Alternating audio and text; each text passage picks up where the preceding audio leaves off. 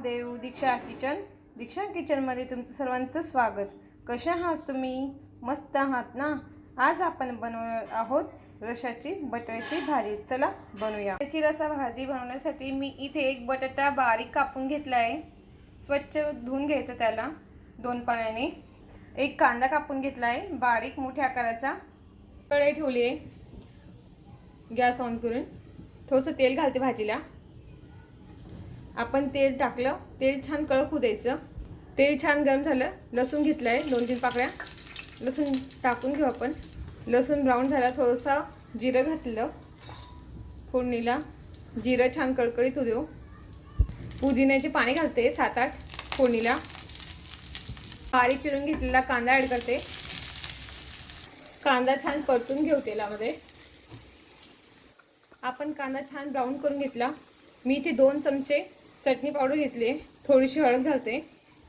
तेलात छान आपण परतून घेऊ. चटणी जळायला नको म्हणून थोडंसं पाणी ॲड करते आणि परतून घेऊया.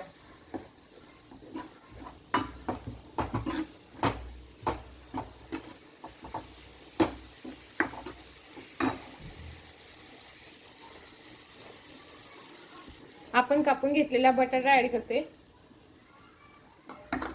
बटाटा मसाल्यात छान परतून घ्यायचा. मसाल्यात आपण बटाटे छान फ्राय करून घेतलं. मी 1 मोठा ग्लास पाणी ॲड करते. 1 मोठा ग्लास आणि अर्धा हा ग्लास पाणी ॲड केलं म्हणजे आपल्याला रशाची भाजी पाहिजे. अर्धा ग्लासमध्ये पाणी शिजेल आणि एक आपल्याला रसा मिळेल. चवीनुसार मीठ ॲड करते.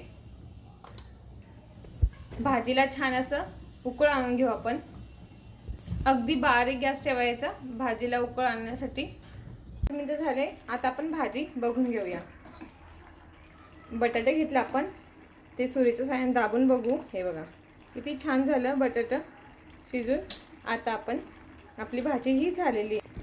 वरतून थोडीशी कोथिंबीर ॲड करते आणि गॅस हा बंद करते. ही भाजी ही तयार झाली आहे. तुम्ही अशी भाजी करून बघा, खाऊन बघा. असेच नवनवीन व्हिडिओ बघण्यासाठी व्हिडिओला लाईक करा, चॅनलला सबस्क्राईब करा. थँक्यू.